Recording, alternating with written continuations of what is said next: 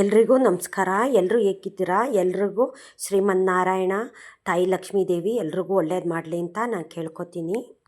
ಶ್ರೀಮನ್ನಾರಾಯಣ ಅಂದರೆ ಯಾರು? ಇಡೀ ಬ್ರಹ್ಮಾಂಡನೇ ಆಳೋ ಅಂತ ಒಬ್ಬ ಅಧಿಪತಿ.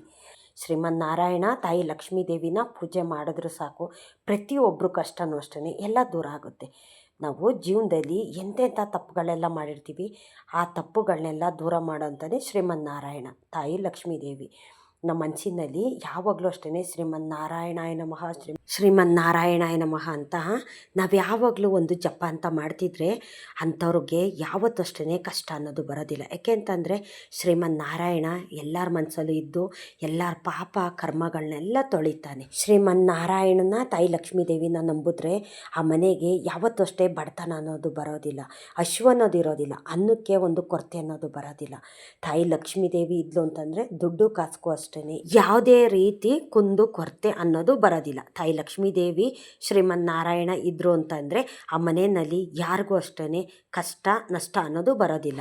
ಆ ಮನೆಯಲ್ಲಿ ಎಷ್ಟೇ ಬಡತನ ಇರಲಿ, ಶ್ರೀಮನ್ನಾರಾಯಣನ ಪೂಜೆ ಮಾಡ್ತಾರೋ ಅಂಥ ಮನೆಯಲ್ಲಿ ಎಷ್ಟೇ ಬಡತನ ಇರಲಿ, ಅನ್ನಕ್ಕೆ ಒಂದು ದುಡ್ಡು ಕಾಸಿಗೆ ಎಷ್ಟೇ ಕುಂದು ಕೊರತೆ ಇದ್ದರೂ ಸಹ ಶ್ರೀಮನ್ನಾರಾಯಣ ತಾಯಿ ಲಕ್ಷ್ಮೀದೇವಿ ದೂರ ಮಾಡೇ ಮಾಡ್ತಾಳೆ. ಯಾಕೆ ಅಂತಂದರೆ ನಾವು ಲಕ್ಷ್ಮೀನಾರಾಯಣನ ನಂಬಿ ಪೂಜೆ ಮಾಡ್ತಾಯಿದ್ದೀವಿ ಅಂದರೆ ಯಾರಿಗೂ ಅಷ್ಟೇ ಕಷ್ಟ ಅನ್ನೋದು ಕೊಡೋದಿಲ್ಲ ನಾರಾಯಣ. ಏಕೆ ಅಂತಂದರೆ ಇಡೀ ಬ್ರಹ್ಮಾಂಡನೇ ಆಳೋ ಅಂತ ಅಧಿಪತಿ ಶ್ರೀಮನ್ನಾರಾಯಣ. ಅವ್ರನ್ನ ನಾವು ನಂಬಿ ಪೂಜೆ ಮಾಡ್ತಾಯಿದ್ದೀವಿ ಅಂತಂದರೆ ಯಾರಿಗೂ ಅಷ್ಟೇ ಕಷ್ಟ ಅನ್ನೋದು ಕೊಡೋದಿಲ್ಲ. ಒಂದು ಊರಲ್ಲಿ ಒಂದು ಕುಟುಂಬ ಇರುತ್ತೆ, ಗಂಡ ಹೆಂಡ್ತಿ ಇರ್ತಾರೆ, ಅವರು ತುಂಬ ಬಡತನದಲ್ಲಿರ್ತಾರೆ, ತುಂಬ ಅಂದರೆ ತುಂಬ ಬಡತನದಲ್ಲಿರ್ತಾರೆ. ಅವ್ರಿಗೆ ಯಾರಾದರೂ ಮನೆಗೆ ಬಂದರೆ ಅವ್ರಿಗೆ ಕುತ್ಕೊಳ್ಳೋದಕ್ಕೆ ಹಾಸೋದಕ್ಕೆ ಒಂದು ಚಾಪೆನೂ ಸಹ ಅವ್ರ ಮನೆಯಲ್ಲಿರೋದಿಲ್ಲ, ಅಷ್ಟು ಬಡತನ ಇರುತ್ತೆ.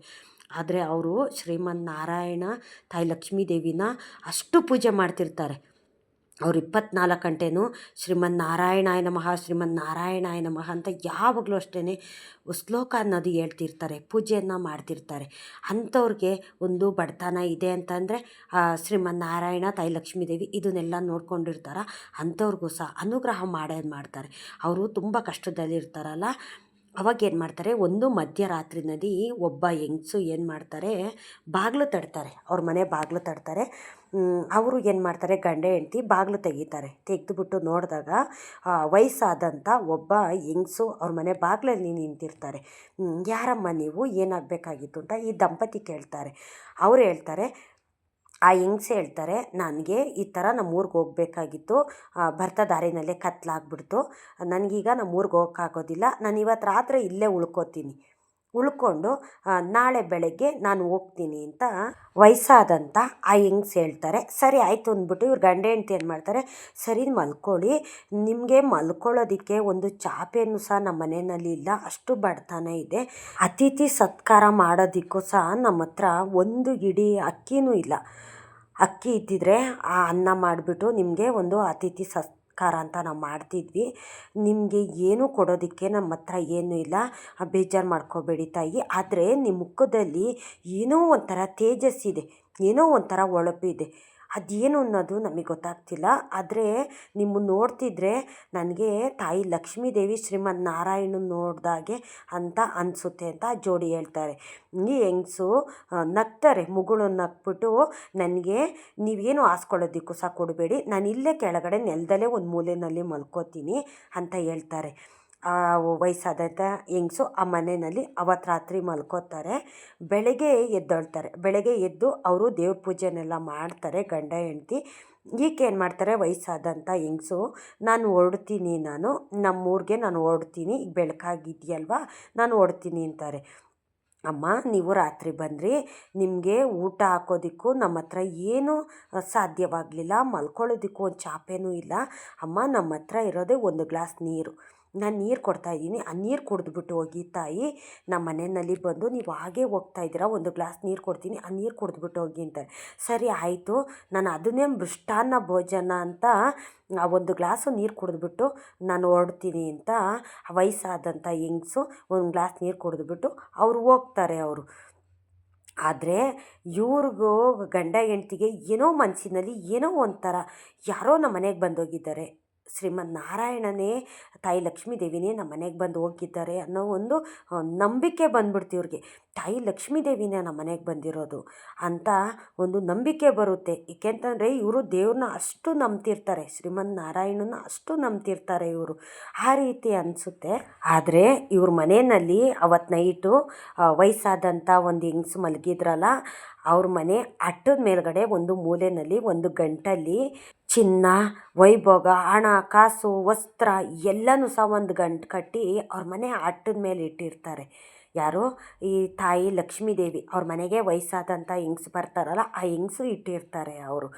ಏಕೆಂದರೆ ಇವ್ರ ಮನೆಯಲ್ಲಿ ಬಡತನ ಇರುತ್ತಲ್ಲ, ಇವ್ರ ಬಡತನ ನೋಡಿನೇ ತಾಯಿ ಲಕ್ಷ್ಮೀದೇವಿ ಶ್ರೀಮನ್ನಾರಾಯಣ ಇವ್ರ ಮನೆಗೆ ಬಂದಿರೋ ಅಂಥದ್ದು. ಆದರೆ ಇವ್ರಿಗೆ ಅವರೇ ಬಂದಿರೋ ಅನ್ನೋದು ಗೊತ್ತಾಗೋದಿಲ್ಲ. ಏಕೆಂತಂದರೆ ಅವ್ರ ಮನೆಗೆ ಯಾರಾದರೂ ಬರಲಿ, ಶ್ರೀಮನ್ನಾರಾಯಣ ತಾಯಿ ಲಕ್ಷ್ಮೀದೇವಿನೇ ಬಂದಿದ್ದಾರೆ ಅಂತ ಇವರು ಬಂದವ್ರಿಗೆಲ್ಲ ಅತಿಥಿ ಸತ್ಕಾರ ಮಾಡ್ತಿರ್ತಾರೆ ಇವರು, ಆ ರೀತಿ ಅಂದ್ಕೊಂಡು. ಆದರೆ ಅವತ್ತು ನಿಜವಾಗಿಯೂ ಶ್ರೀಮನ್ನಾರಾಯಣ ತಾಯಿ ಲಕ್ಷ್ಮೀದೇವಿನೇ ಅವ್ರ ಮನೆಗೆ ಬಂದಿರ್ತಾರೆ. ಅವ್ರ ಮನೆ ಅಟ್ಟದ ಮೇಲೆ ಚಿನ್ನ, ಒಡವೆ, ದುಡ್ಡು, ಕಾಸು, ಒಡವೆ, ವಸ್ತ್ರ, ನಗದು ಎಲ್ಲನೂ ಸಹ ಇಟ್ಟೋಗಿರ್ತಾರೆ. ಇವರು ಏನಕ್ಕೋ ಸಹ ಅಟ್ಟದ ಮೇಲೆ ಹತ್ತಿಬಿಟ್ಟು ಅಲ್ಲಿ ನೋಡ್ತಾರೆ, ಒಂದು ಗಂಟಿರುತ್ತೆ. ಏನು ಈ ಗಂಟು, ಏನಿದೆ ಗಂಟಲ್ಲಿ ಅಂತ ತೆಗೆದು ನೋಡಿದಾಗ ಆ ಗಂಟಿನ ತುಂಬ ದುಡ್ಡು, ಕಾಸು, ಒಡವೆ, ವಸ್ತ್ರ, ಸಾಕಷ್ಟು ದುಡ್ಡುಗಳು, ಒಡವೆ, ವಸ್ತ್ರ ಇದೆಲ್ಲ ಇರುತ್ತೆ. ಅವರು ನೋಡಿಬಿಟ್ಟು ಆಶ್ಚರ್ಯ ಪಡ್ತಾರೆ. ನಮ್ಮನೆಯಲ್ಲಿ ಅಟ್ಟದ ಮೇಲೆ ಗಂಟಿನ ಮೂಟೆ ಹೇಗೆ ಬತ್ತಿದ್ದು, ಯಾರು ತಂದಿಟ್ಟಿದ್ದನ್ನೆಲ್ಲ ಅಂತ ಗಂಡ ಹೆಂಡತಿ ಯೋಚನೆ ಮಾಡ್ತಾರೆ. ಆಗ ಆ ಗಂಟನ್ನ ಕೆಳಗಡೆ ತೊಗೊಂಡು ನೋಡ್ತಾರೆ. ಆವಾಗ ಶಾಕ್ ಆಗುತ್ತೆ. ಆವಾಗ ಯೋಚನೆ ಮಾಡ್ತಾರೆ ಆ ಗಂಡ ಹೆಂಡತಿ, ರಾತ್ರಿ ನಮ್ಮ ಮನೆಯಲ್ಲಿ ವಯಸ್ಸಾದಂಥ ಹೆಂಗ್ಸಿದ್ರಲ್ಲ, ಅವರೇ ಏನೋ ಇಟ್ಟಿರಬೇಕೇನೋ ಇದನ್ನು ಅಂತ ಯೋಚನೆ ಮಾಡ್ತಾರೆ. ಏಕೆಂದರೆ ಅವ್ರ ಮುಖ ನೋಡಿದಾಗ ಅವ್ರ ಮುಖದಲ್ಲಿ ಏನೋ ಒಂಥರ ಕಳೆ ಥರ ಇತ್ತು, ನಗು ಮುಖ ಇತ್ತು. ಅವರು ತುಂಬ ಬಡತನದಲ್ಲಿ ಇದ್ದಾರೆ ಅಂತ ನಮ್ಗೆ ಅನ್ನಿಸ್ತಿರ್ಲಿಲ್ಲ. ಅವರು ದಾರಿ ತಪ್ಪಿ ನಮ್ಮ ಮನೆಗೆ ಬಂದಿರಲಿಲ್ಲ. ಅವರು ತಾಯಿ ಲಕ್ಷ್ಮೀದೇವಿ ಶ್ರೀಮನ್ನಾರಾಯಣನೇ ನಮ್ಮ ಮನೆಗೆ ಬಂದಿರೋದು ಅಂತ ಆವಾಗ ಅವ್ರಿಗೆ ಅರಿವಾಗುತ್ತೆ. ಏಕೆಂತಂದರೆ ನಮ್ಮ ಕಷ್ಟ ನೋಡಿ, ನಮ್ಮ ಬಡತನ ನೋಡಿ ತಾಯಿ ಲಕ್ಷ್ಮೀದೇವಿನೇ ನಮಗೆ ಅನುಗ್ರಹ ಮಾಡಿದ್ದಾರೆ ಅಂತ ಅವ್ರು ತಿಳ್ಕೊತಾರೆ. ಅದಕ್ಕೆ ಹೇಳೋದು, ನಮಗೆ ಬಡತನ ಇರಲಿ, ಒಂದು ಕಷ್ಟ ಇರಲಿ, ನಾವು ಒಂದು ದೃಢ ನಂಬಿಕೆಯಲ್ಲಿ ಇರಬೇಕು. ದೇವರು ಇವತ್ತಲ್ಲ ನಾಳೆ ನಮಗೆ ಒಳ್ಳೇದು ಮಾಡೇ ಮಾಡ್ತಾರೆ ಅಂತ ದೃಢ ನಂಬಿಕೆಯಲ್ಲಿ ಇರಬೇಕು ನಾವು, ಅಲ್ವಾ? ಅವರು ಕಷ್ಟ ಇದೆ ಅಂತ ಅಂದ್ಬಿಟ್ಟು ಒಬ್ರಿಗೆ ಮೋಸ ಮಾಡಲಿಲ್ಲ, ಒಬ್ಬರು ಹೊಟ್ಟೆ ಉರಿಸ್ಲಿಲ್ಲ, ಒಬ್ಬರು ಕಿತ್ಕೊಂಡು ತಿನ್ನಲಿಲ್ಲ. ಏಕೆಂತಂದರೆ ಶ್ರೀಮನ್ನಾರಾಯಣನ ಪೂಜೆ ಮಾಡ್ತಾಯಿದ್ದಾರೆ ಅಂತಂದರೆ ನಾರಾಯಣ ಸತ್ಯವಂತ, ನ್ಯಾಯವಂತ, ಅವರ ರೀತಿಯೇ ಇವರು ಪಾಲನೆ ಮಾಡ್ತಿರ್ತಾರೆ. ಅದಕ್ಕೆ ಅವ್ರಿಗೆ ಎಷ್ಟೇ ಬಡತನ ಇದ್ದರೂ, ಎಷ್ಟೇ ಕಷ್ಟ ಇದ್ದರೂ ಅವರು ಒಬ್ರಿಗೆ ಒಂದು ಮೋಸ, ವಂಚನೆ ಅನ್ನೋದು ಸಹ ಮಾಡೋದಿಲ್ಲ. ಅವರು ತಾಯಿ ಲಕ್ಷ್ಮೀದೇವಿ ಶ್ರೀಮನ್ನಾರಾಯಣ ಅವ್ರಿಗೆ ಅನುಗ್ರಹ ಮಾಡಿದಂಥದ್ದು. ಪ್ರತಿಯೊಬ್ಬರಿಗೂ ಅಷ್ಟೇ, ಕಷ್ಟದಲ್ಲಿ ಇದ್ದೀರಾ ಅಂತಂದರೆ ಪ್ರತಿಯೊಬ್ಬರಿಗೂ ಶ್ರೀಮನ್ನಾರಾಯಣ ತಾಯಿ ಲಕ್ಷ್ಮೀದೇವಿ ಅನುಗ್ರಹ ಮಾಡೇ ಮಾಡ್ತಾರೆ. ಏಕೆ ಅಂತಂದರೆ ಇಡೀ ಬ್ರಹ್ಮಾಂಡನೇ ಆಳೋ ಅಂಥ ಶ್ರೀಮನ್ನಾರಾಯಣ ಅಲ್ವಾ. ಅವ್ರಿಗೆಲ್ಲ ಗೊತ್ತಿರುತ್ತೆ ಯಾರು ಬಡತನದಲ್ಲಿದ್ದಾರೆ, ಯಾರು ಸುಖದಲ್ಲಿದ್ದಾರೆ. ಸುಖ ಬತ್ತು ಅಂತ ಯಾರೋ ಆರ್ಭಟ ಆಡ್ತಿದ್ದಾರೆ, ಬಡತನ ಇದೆ ಅಂತ ಅವರು ಯಾವುದೋ ಒಂದು ಕೆಟ್ಟ ಕೆಲಸ ಮಾಡ್ತಿದ್ದಾರೆ, ಇದನ್ನೆಲ್ಲ ಸಹ ಶ್ರೀಮನ್ನಾರಾಯಣ ನೋಡ್ತಿರ್ತಾರೆ. ನೋಡಿನೇ ಕೆಲವ್ರಿಗೆ ಒಳ್ಳೆಯದು ಮಾಡ್ತಾರೆ, ಕೆಲವ್ರಿಗೆ ಶಿಕ್ಷೆನೂ ಸಹ ಕೊಡ್ತಾರೆ. ಏಕೆಂತಂದರೆ ಶ್ರೀಮನ್ನಾರಾಯಣ ಅಂತಂದರೆ ಎಲ್ಲರಿಗೂ ಒಳ್ಳೆಯದು ಮಾಡ್ತಾರೆ, ಕೆಲವ್ರಿಗೆ ತಪ್ಪು ಮಾಡಿದವ್ರಿಗೆ ಶಿಕ್ಷೆನೂ ಸಹ ಕೊಡ್ತಾರೆ, ಅಲ್ವಾ? ಇದೊಂದು ಸತ್ಯ ಘಟನೆ ನಾವು ಅರ್ಥ ಮಾಡ್ಕೊಂಬಿಟ್ರೆ ಜೀವನದಲ್ಲಿ ಯಾರೂ ಅಷ್ಟೇ ಕೆಡಕು, ತಪ್ಪು, ಮೋಸ, ವಂಚನೆ ಇದ್ಯಾವುದು ಅಷ್ಟೇ ಮಾಡೋಕ್ಕೋಗೋದಿಲ್ಲ, ಅಲ್ವಾ? ಶ್ರೀಮನ್ನಾರಾಯಣನ ನಂಬಿ ಪೂಜೆ ಮಾಡಿದಂಥ ಪ್ರತಿಯೊಬ್ಬರಿಗೂ ಅಷ್ಟೇ ತಾಯಿ ಲಕ್ಷ್ಮೀದೇವಿ ಅನುಗ್ರಹ ಮಾಡೇ ಮಾಡ್ತಾಳೆ. ನಾವು ಮನಸ್ಸಿನಲ್ಲಿ ಯಾವಾಗಲೂ ಅಷ್ಟೇ ಶ್ರೀಮನ್ನಾರಾಯಣಾಯ ನಮಃ, ಶ್ರೀಮನ್ನಾರಾಯಣಾಯ ನಮಃ ಅಂತ ಯಾವ ಮನಸ್ಸಿನಲ್ಲಿ ಯಾವ ಒಬ್ಬ ವ್ಯಕ್ತಿ ಶ್ರೀ ವಿಷ್ಣುನ ಮನಸ್ಸಿನಲ್ಲೇ ಇಟ್ಕೊಂಡು ಆರಾಧಿಸ್ತಾ ಇರ್ತಾನೋ ಅಂಥವ್ರಿಗೆ ಯಾವತ್ತೂ ಅಷ್ಟೇ ಬಡತನ ಅನ್ನೋದು ಬರೋದಿಲ್ಲ, ಒಂದು ಕಷ್ಟ ಅನ್ನೋದು ಸಹ ಬರೋದಿಲ್ಲ. ಶ್ರೀ ವಿಷ್ಣು ಹೇಳ್ತಾನೆ, ನಾನು ಯಾರ ಮನಸ್ಸಲ್ಲಿ ಇರ್ತೀನೋ ಅವ್ರ ಮನೆಯಲ್ಲಿ ಅವ್ರ ಮನಸ್ಸಿಗೆ ಯಾವತ್ತೂ ಅಷ್ಟೇ ಬಡತನ ಅನ್ನೋದು ಬರೋದಿಲ್ಲ, ಒಂದು ಕಷ್ಟ ನಷ್ಟ ಅನ್ನೋದು ನಾನು ಕೊಡೋದಿಲ್ಲ ಅಂತ ಶ್ರೀ ವಿಷ್ಣು ಹೇಳ್ತಾರೆ. ಅದಕ್ಕೆ ಹೇಳೋದು, ಪ್ರತಿಯೊಬ್ಬರು ಶ್ರೀ ವಿಷ್ಣುನ ನಂಬಿ ಪೂಜೆ ಮಾಡಿ 24 ಗಂಟೆ ಶ್ರೀ ವಿಷ್ಣುನ ಯಾರು ಆರಾಧಿಸ್ತಾರೋ ಅಂಥವ್ರಿಗೆಲ್ಲ ಅಷ್ಟೇ ಶ್ರೀ ವಿಷ್ಣು ಅನುಗ್ರಹ ಮಾಡೇ ಮಾಡ್ತಾರೆ. ಇಷ್ಟೊತ್ತು ನನ್ನ ವಿಡಿಯೋ ನೋಡಿದ್ದಕ್ಕಾಗಿ ತುಂಬ ಹೃದಯದ ಧನ್ಯವಾದಗಳು. ಶ್ರೀಮನ್ನಾರಾಯಣ ತಾಯಿ ಮಹಾಲಕ್ಷ್ಮೀ ದೇವಿ ಎಲ್ರಿಗೂ ಸುಖ, ಶಾಂತಿ, ನೆಮ್ಮದಿ, ಆಯುಸ್ಸು, ಆರೋಗ್ಯ ಭಾಗ್ಯ ಕೊಟ್ಟು ಕಾಪಾಡಲಿ ಅಂತ ನಾನು ಕೇಳ್ಕೊತೀನಿ.